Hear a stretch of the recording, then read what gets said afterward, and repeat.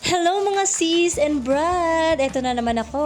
After follow-up check-up ko nga dun sa aking doktor para sa aking monitoring sa naging sakit ko nga, sa mga hindi nakakaalam kung ano yung sakit ko. May vlog po ako no. Ayun nga, after ko nga makausap yung doktor, naisipan nga namin ng asawa ko na i-celebrate yung aming 16th anniversary. Simula nga po nung naging kami, hanggang sa kinasal kami, mag-asawa na kami, hanggang sa anak na kami. 16 years na awa ng Diyos. Sa totoo lang guys, minsan lang talaga namin i-celebrate itong date na to ng naging kami, nung mga dalagat binata pa kami. Yun nga, ang nakaalala nga nito ulit yung asawa ko. Kasi ang mas naaalala ko yung kasal namin. Kaya naman, salamat sa Diyos dahil nakauwi nga yung asawa ko at na-celebrate na rin namin. Minsan kasi maganda rin yung sineselebrate din natin kahit paminsan-minsan. Kasi isang beses lang naman sa isang taon, di ba? Ang in-order nga po namin dyan is yung Clubhouse sandwich. Parang merienda na lang din. Tsaka yung dark choco naman yung sa akin. Cold siya. And then yung sa asawa ko, syempre, lagi na lang coffee. Ngayon na nga lang ulit ako nakapag-milk tea kasi kung tutusin parang bawal siya sa akin kasi nga galing ako sa opera. Pero ayun, minsan lang naman, pasaway muna. Masarap yung sandwich nila dyan, kaya talaga todo kagat ako. Sa isang lagayan po, may dalawa na siyang sandwich na hindi siya ganun kalaki. Pero sakto lang yung size niya at nakakabusog na rin siya. Umorder na rin kami ng fries dyan. 45 pesos lang yung fries niya.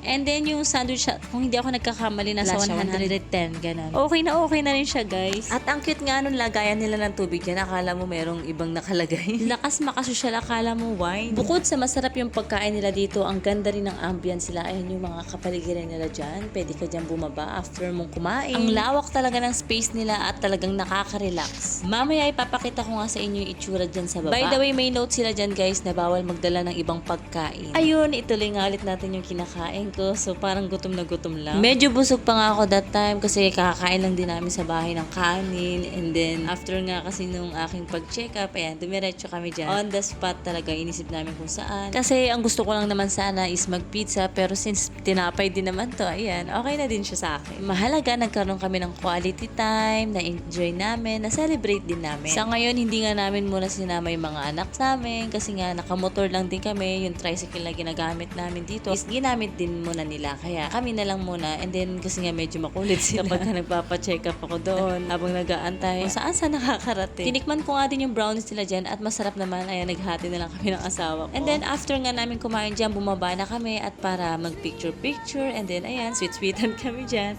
Dahan-dahan na. Sobrang nakaka-relax nga dyan guys kasi ang ganda ng upuan nila dyan, ang ganda ng mga halaman, ng lugar nila. Talagang marerelax ka talaga, lalo na paggabi. Ang sarap magtambay dyan. At sinimulan na nga namin mag-picture dyan sa may heart na upuan. Ayan, ganda-gandahan lang. Picture ako sa asawa ko. And then, maya-maya nga sumama na rin yung asawa ko. Nagta-timer lang kami kasi wala naman kami mautusan ng picture sa amin. Hanggang sa dumating nga si kuya, yung nagdidilig dyan, na-stop nila dyan. Pasuyo na kami na, picturean na rin niya kami para naman maayos yung pagpipicture. Ayun guys, hanggang dito na lang. Shinare ko lang po sa inyo yung aming 16th anniversary. Ang masasabi ko na lang po is always keep the faith, love, and hope. Bye!